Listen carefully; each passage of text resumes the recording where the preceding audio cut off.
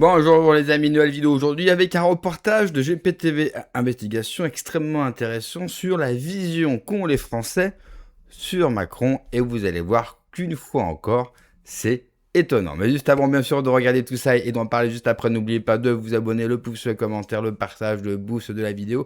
On regarde et on en parle. Vous aimez bien Monsieur Macron? Non, je l'aime pas du tout. Pourquoi vous dites ça? Je pense que c'est... J'ai toujours pensé que c'était pas l'extrême centre, mais c'était quand même déjà l'extrême droite pour moi. Alors je ne suis pas psy, mais moi je le ressens comme un président qui a une forme de narcissisme et qui s'écoute lui mais n'écoute pas le peuple. Un président qui manque de courage, un président qui fait preuve de lâcheté parce qu'il utilise des mots creux, des mots vides, mais d'une violence. Comment peut-on dire à une femme qui vient d'enterrer son enfant que ce n'est pas avec des cris que l'on va résoudre les problèmes de ce type-là, donc je ne m'avancerai pas là-dedans. Mais je pense que ça fait partie d'un processus d'ingénierie sociale que de prendre des gens avec un profil pareil quand on veut leur faire un certain boulot. C'est quoi le profil pareil? Dites-le nous là, dites-les mots. Je vais pas vous dire autiste parce que ce serait vraiment pas sympa pour les autistes, donc ils méritent pas ça. Dirons-nous un profil où ce qui peut arriver à son peuple lui est largement indifférent. Ça s'appelle psychopathie et narcissisme. Ouais. For sure. Je pense que Macron, en fait, c'est quelqu'un qui est assez malade mental et qui, en fait, va jouer sur sa tchatche, sur son bagou, sur son charisme pour essayer de convaincre n'importe qui. Malade mental, ça va plus loin que ce que disent les deux. Hein. Mais alors, c'est un peu comme les pervers narcissiques, c'est un peu comme tous les termes qu'on va sortir aujourd'hui. En fait, il y a beaucoup de propos qui sont sortis à l'heure actuelle. Pervers narcissique, psychopathe, sociopathe, etc. En fait, je pense que, d'ailleurs, les meilleurs psychopathes, et vous pouvez regarder des émissions de true crime ou des émissions où on parle de vraies personnes qui sont tueurs en série, etc. Le meilleur psychopathe est celui qui arrive à le mieux s'intégrer. Et vous pensez que Macron justement est intégré? Je pense qu'il a une très bonne chatte. Je pense que c'est quelqu'un qui a un très bon bagou et qui arrive à jouer de son charisme en fait pour faire passer certains messages, alors que les messages sont totalement cons à mon sens. En tout cas, seulement à mon sens. Après, s'ils peuvent parler à d'autres, il cache bien son jeu. J'ai envie de dire pourquoi pas. Je trouve que il cache pas si bien son jeu finalement, parce qu'en fait, il y a plein de gens en France qui le détestent. Et j'allais en revenir à la phrase qu'on s'est dit hors caméra, et on peut se le dire maintenant devant la caméra. Moi, je vais le redire devant la caméra. Macron a une seule vraie force en France, c'est qu'on soit d'extrême gauche ou d'extrême droite, ou même de gauche ou de droite tout simplement, parce que maintenant les extrêmes pour moi n'ont plus vraiment de sens. Il arrive à réunir tout le monde et à faire en sorte que tout le monde le déteste. Et ça, c'est une vraie force. Bisous à toi, Manu. For sure. Ce psychiatre a parlé de psychopathie et de narcissisme. Ça m'étonne pas tant. C'est un peu le personnage... C'est un psychopathe? Non, plus pour le côté narcissique. Comment ça, narcissique? Il aime bien être la star, être la personne qui va taper du poing sur la table quand il y a des conflits, alors qu'en soi, on n'avait pas tant besoin de ce poing sur la table. Qu'est-ce que vous en pensez, vous? Comme tous les grands dirigeants... C'est un psychopathe, non? Alors, non. Comme tous les grands dirigeants, on a besoin de psychopathe, d'être un grand psychopathe, un grand belliqueux, un grand tout ce que tu veux. On a besoin d'avoir des caisses parce que quand t'as le pouvoir, t'en fais des caisses et tout. J'ai parlé comme une Belge là. Mais vous êtes d'accord avec ce qui se dit? Non, pas du tout, non. Non. On ne sait pas, on rentre peut-être bientôt dans une dictature, je ne vais pas dire des choses que je vais regretter. Vous avez peur? Vous n'avez pas peur quand même, on est en France. Mais si j'ai peur, monsieur, j'ai peur. Le sociologue français Michel Fize qui parle de psychopathie, narcissisme, qu'est-ce que vous en pensez? C'est très convaincant, c'est très très convaincant. Moi je regarde aussi beaucoup ce que dit Ariane Biran, qui est tout à fait là-dedans aussi. Et qu'est-ce qu'elle dit spécialement? La même chose, psychopathie. C'est quand même des mots forts. Vous sentez que le président de la République est psychopathe, narcissique, tout ça? Ah oui. Ça se voit, ces petits sourires sardoniques, ces petits sourires rentrés quand on doit être en guerre. On sent qu'il jouit quelque part. Vous sentez une forme de jouissance? Ah bah oui. Nous on pleure et lui il jouit. Vous C'est-à-dire que, oui, c'est vrai qu'il parle souvent de guerre. On a même l'impression qu'il a envie de déclarer la guerre. Mais complètement. D'ailleurs, c'est peut-être la seule manière qu'il lui reste pour se maintenir au pouvoir, je pense. Et vous, qu'en pensez? Psychopathe, narcissique? Plus narcissique du coup. Pourquoi plus narcissique que psychopathe? Bah, je pense qu'il s'aime bien logiquement. Et je pense qu'il s'aime bien le président logiquement. Et... Qu'est-ce qui vous fait dire ça? Il s'aime bien. Bah, juste, je pense qu'il s'aime bien. Enfin, comme n'importe quel être humain, c'est important de s'aimer. Et... Il s'aime plus que vous aimez ou Il s'aime plus. Non. Moi, je suis. Non. Moi, je suis narcissique. Plus.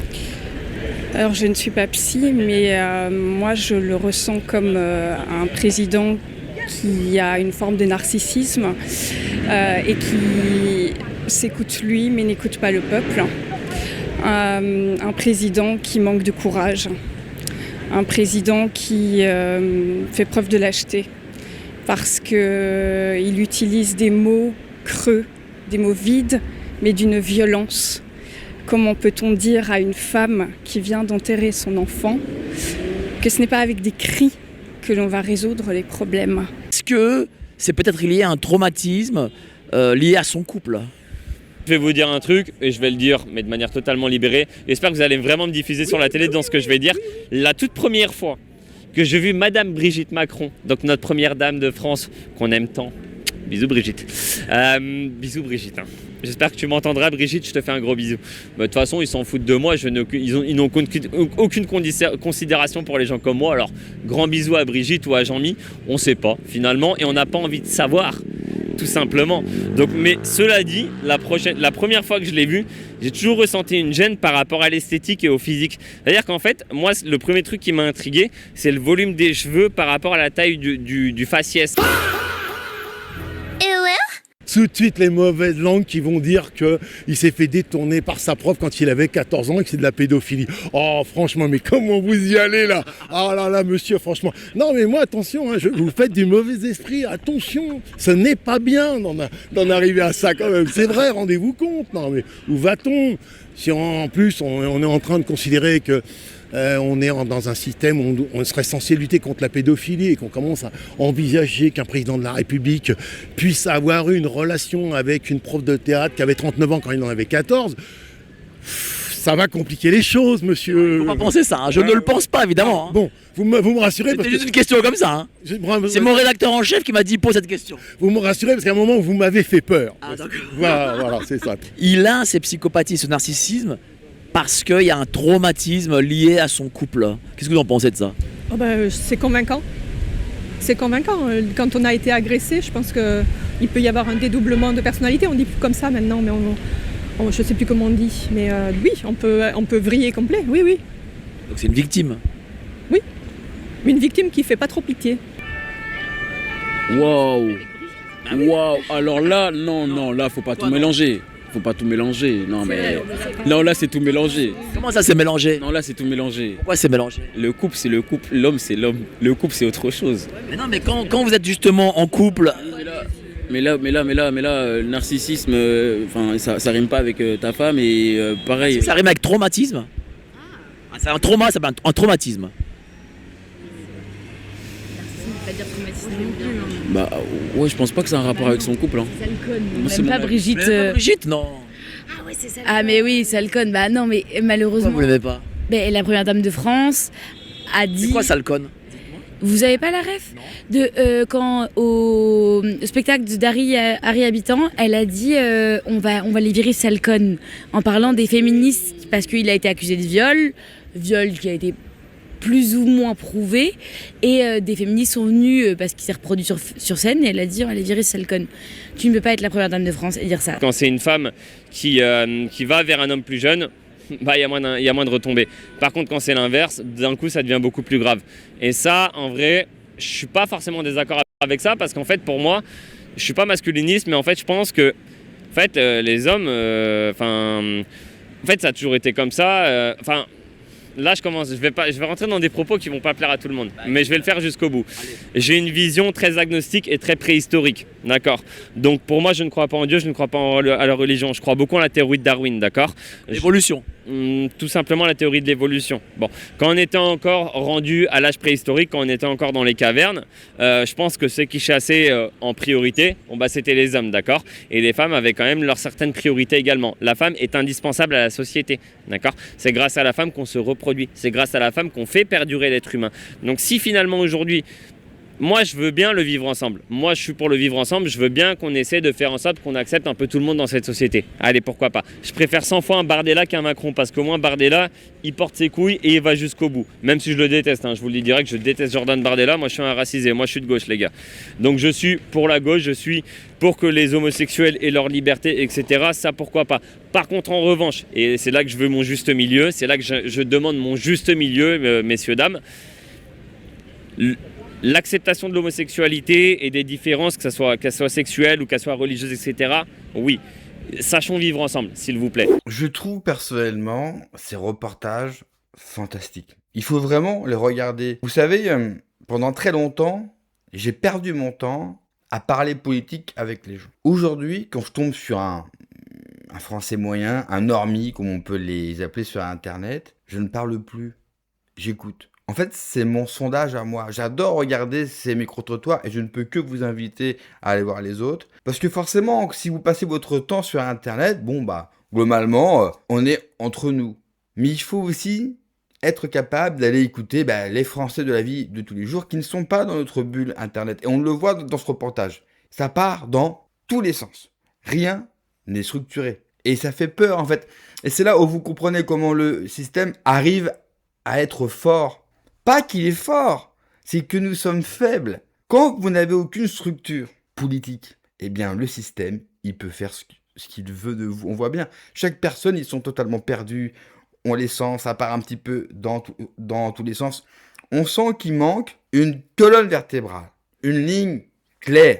Ça part dans tous les sens. Et ce garçon, à la fin, c'est vraiment l'apothéose de ça, parce qu'il dit tout, ils sont contraires, ils sont emmêlés les pinceaux.